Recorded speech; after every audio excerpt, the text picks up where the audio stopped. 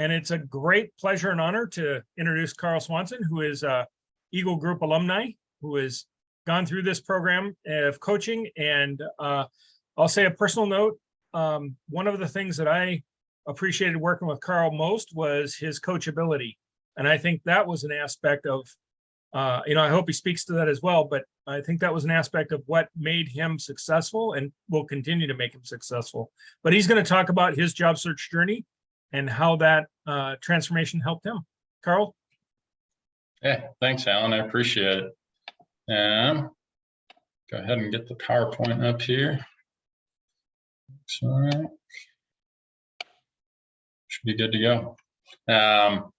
Yeah, no, I appreciate it, Alan. Thanks for the introduction. As you said, I'm Carl Swanson. Just a little caveat, I did verbally just accept an offer with Cargill on Friday. So great news there. But yeah, honored to share with you guys. So the power of networking and how to do it right. Like Alan said, networking. So I just got back from a deployment with the Minnesota Army National Guard in February. Networking is something I never did. I did not know how to do it. And so Alan kind of alluded to the coachability aspect. You have to be willing to learn and ask questions. So we'll just go through, hey, what is networking, right? Some people think it's this crazy out there idea. Some people think it's, hey, black magic, voodoo, whatever you want to call it. But basic definition is the action or process of interacting with others to exchange information and develop professional or social context. So the big thing there, bolded and capitalized, for instance, is exchange, right? So key aspect of going into a networking session or networking meeting, you're there to exchange information with another person, right? So that means you may also provide something for them. We'll also touch on how that fits into networking and how you should actually conduct your meetings in a couple more slides, but go in it with a mindset of, I'm not just learning something from this person, they also have the chance to learn something from me, right? And it could be a social contact too. That's something to realize is you may reach out in a professional dynamic and it may turn into something where you become friends or you get together for coffee and go to a soccer game or go fishing. There's nothing wrong with that. That's all part of the networking process. And so why should you network? I like this little cat meme, I'm just going to wait and, I'm going to wait for enlightenment to happen to me, right? Networking forces us outside of ourselves. It's uncomfortable. I know personally, coming out of deployment, hearing the word networking, it made me anxious oftentimes because I didn't know how to do it, right? But it's one of those things where if we just sit and we don't put ourselves out there, good things don't happen, right? So why should you do it, right? It's good to connect, right? There's no other way unless you reach out to people that they're going to realize you're in a transition. So many people want to connect with veterans in transition and help you in your job search, right? But you have to put yourself out there and put yourself on their radar to let them know that you want help. Right, and this gives you an opportunity to learn. This is the biggest thing, right? Learn from what other people have done, learn their mistakes, learn their successes, right? Figure out the things that have worked for them and adopt them, right? If there's things that haven't worked for them, i.e., I think a really big one that Alan coached me on in particular was don't waste time on Indeed. Don't do it. Don't randomly apply to jobs. Network your way into a job. It will be that much more powerful and you will gain that much more traction and actually find a spot that you want to be rather than settling for something simply because it shows up online, right? We can also talk about the whole hidden job network. Like 85% of jobs aren't posted online. There's a whole separate thing you can get into there. All right, and then touched on it, share the good and the bad. This is a really good opportunity to make that personal connection again, right? And that's something that I'll stress a little bit more down the line, and how you do it the right way is making sure that you actually form a connection with someone. You want to share and try and kind of get a little bit past that professional level into the personal and make an impact on that individual you're talking with. You want to be memorable. When do I network? Oh man, all the time. Right? Oh my. the reality is networking, once you start, should never stop, right?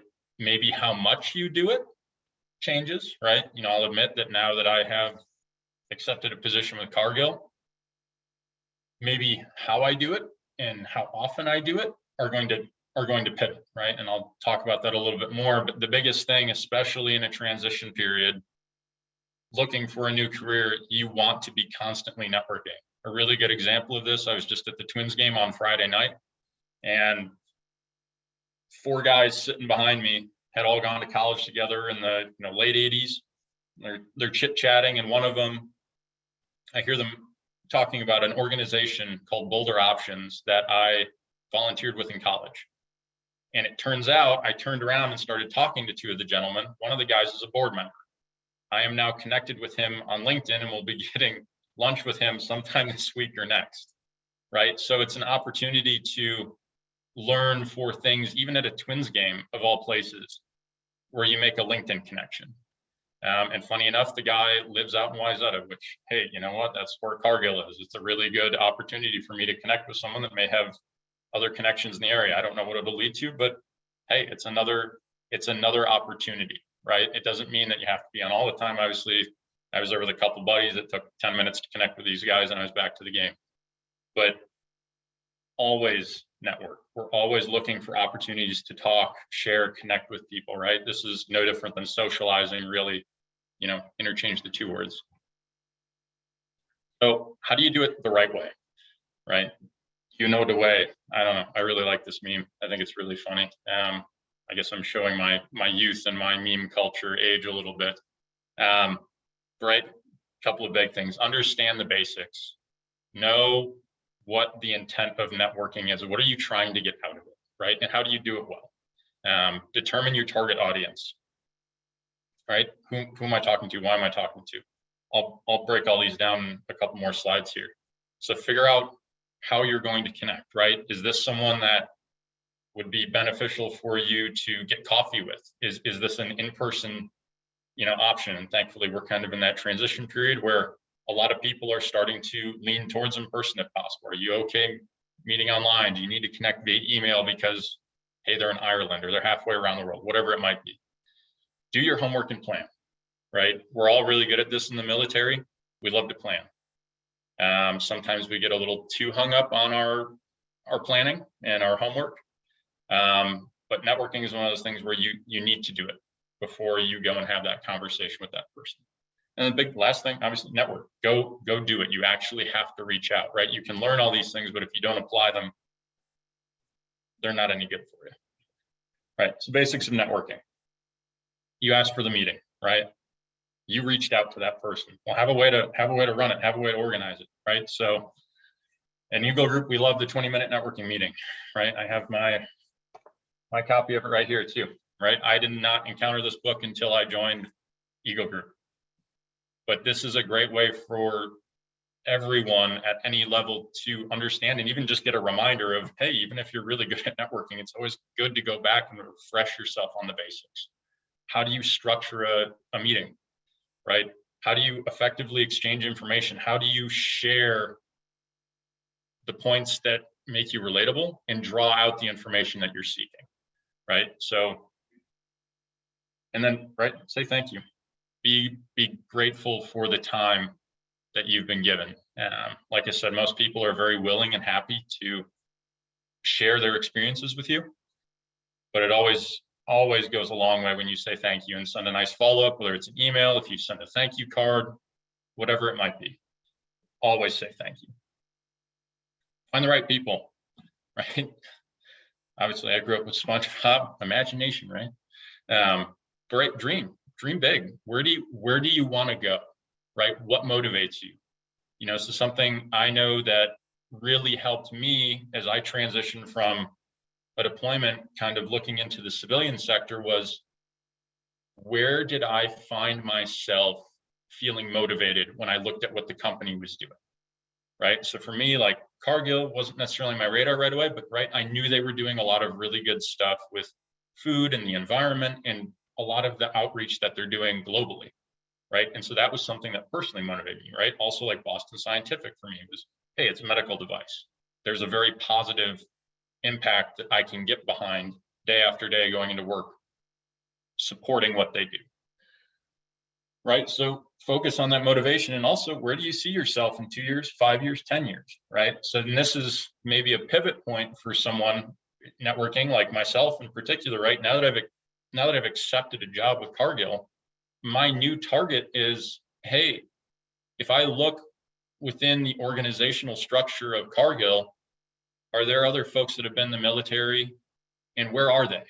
Do I see myself wanting to follow a similar career trajectory? Do I want to get my MBA in 5 to 10 years? Do I want to be in a C-suite at some point in time, right? And figuring out who those people are I need to talk to get to that point. And so that's something to kind of look beyond is, yes, you can do it in a transition, but what does it look like once you're in the job, right? And looking 2-3 positions above you and saying, wow, I could see myself there. How did this person do it? And going, right, pick their brain, ask questions, figure out how they navigated everything. So this is really crucial, right? Because if I'm Carl and I want to go into Cargill, but I start talking to people at CVS, or if something blows in front of me and I just chase after it, I'm losing a lot of effort. So being focused on who you talk to is extremely important. And then, right, how am I going to connect? LinkedIn is a really big one, right? Alan had to give me a little bit of positive encouragement to go do this. I was very uncomfortable doing it, but what I actually threw on the screen here is, this is literally verbatim the generic LinkedIn message I use, right? I will go through LinkedIn, I will search with filters and find people that are veterans, whether it's with the Army, Navy, Air Force, Marine Corps, Coast Guard, Minnesota Army National Guard, or Minnesota National Guard.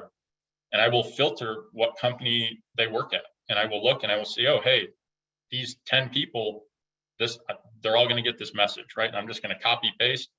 Hi, first name is John. Hi, John. My name is Carl Swanson. Insert company name. I think Cargill would be a great spot for me to launch my civilian career. Boom, send. You would be amazed how many people respond positively to this kind of message. I have had C-suite executives get back to me with just this very simple blurb. Happy to set up some time and happy to mentor, coach, network, do whatever they can to support your transition. Like I said, very uncomfortable for me at first, but this was a spot where I gained so much traction, it was not even funny. Right, and the other thing is mutual connections, right? So this also falls into LinkedIn, right? If you're connected with Alan, if you're connected with myself, I'll add my LinkedIn profile here after I'm done. See if there's people that I'm connected with that you want to connect with, and ask for an introduction. Actually go through someone's contact and say, hey, who's at Cargill that Carl knows? Oh, hey, he knows, this person. I really want to talk with them. Hey, Carl, can you introduce me? Absolutely. We're all happy to help here. And a lot of it just comes down to taking the time to ask and putting in a little bit of the footwork on the front end. Right? Do the prep work. Yeah, do I really look like I have a plan? Right? We don't want to be in chaos when it comes to our networking. One of the things I've actually found, do your homework on LinkedIn, right? And this even comes down to not just networking, but interviews as well. Look people up, click on their profile, show them that you're actually looking at them. You would be amazed. I've had a lot of conversations with people that actually are impressed when they see people looking at their profile on LinkedIn. And a lot of them will literally tell me, like, hey, Carl, like, I'm really impressed that you're actually like looking at my profile, right? They want to see that you are taking the time to prepare to engage them appropriately and well, right? And it helps you build the understanding of who you're talking to, right? You don't want to walk into a conversation and ask someone, where'd you go to school? When if you just took a minute on LinkedIn, clicked on their profile and scrolled down to the bottom, it's like, oh, they went to the University of Minnesota. Shoot, you wasted some ammunition there, right? And you made yourself maybe look a little less prepared and a little less professional than you should. Another big thing is research the company, right? Understand the initiatives, understand, right? A lot of these companies sometimes will have really goofy position titles for people. So it's a little hard to understand where people fit into everything, but try and gain an understanding of maybe new products so that you can ask more in-depth questions, right? Oftentimes, I know, especially in the medical industry, right, they're constantly rolling out new products. Ask, hey, has this product launch or introduction affected your day-to-day work in any way? Oh, hey, you know, I'm actually involved in that. It shows that you've done your homework, right? And always have a plan, right? 20-minute network meeting. I'm going to go back to it again. It shows you how to actually structure a meeting, right? Have questions that are in depth and force the individual to think, right? And give you a very genuine response. You want to get beyond those superficial questions and actually have some depth that allows you to engage in a conversation, right? And get beyond anything that you can look up on Google. That's the intent of it, right? I want an insider's perspective on everything this company has to offer, and I want to talk to you. Here's why. And then network, right? It comes down to it, right? At the end, you gotta put it into action, right? So I don't know, Dancing Bear, I thought it was kind of fun, right? But on a bigger note, right? If someone doesn't enjoy dancing, don't force them to do it. But hey, you know what? If you're willing to network, go take the free candy, man. That's the biggest thing is networking forces you outside yourself. Have fun with it. I have met some really incredible people, anywhere from folks that are my age all the way up to, people who are retired.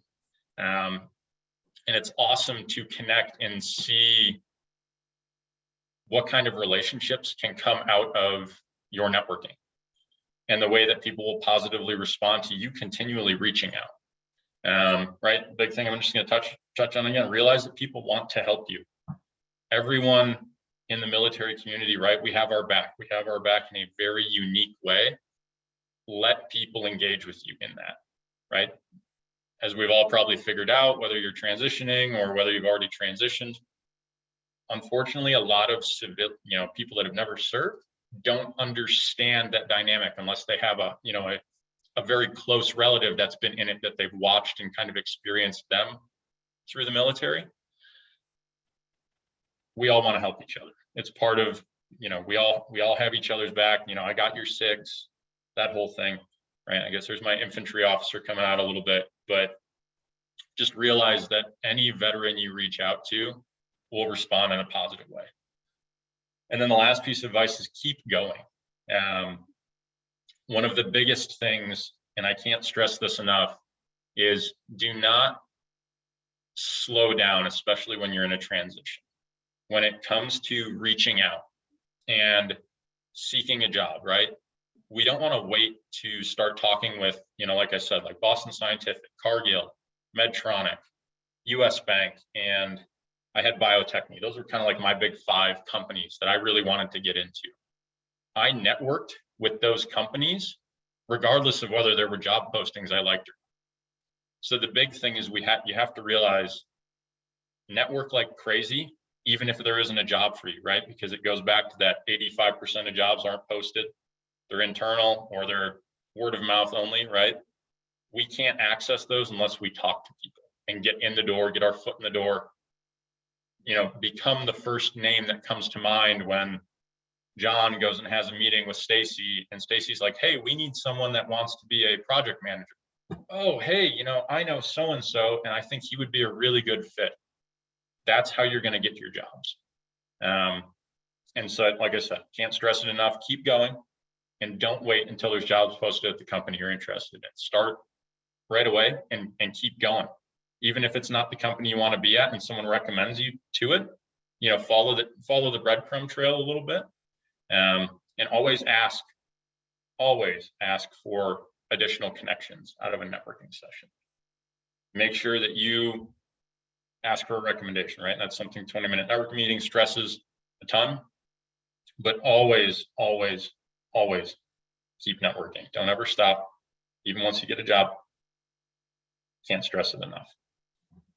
With that, Alan, I'll turn it back over to you.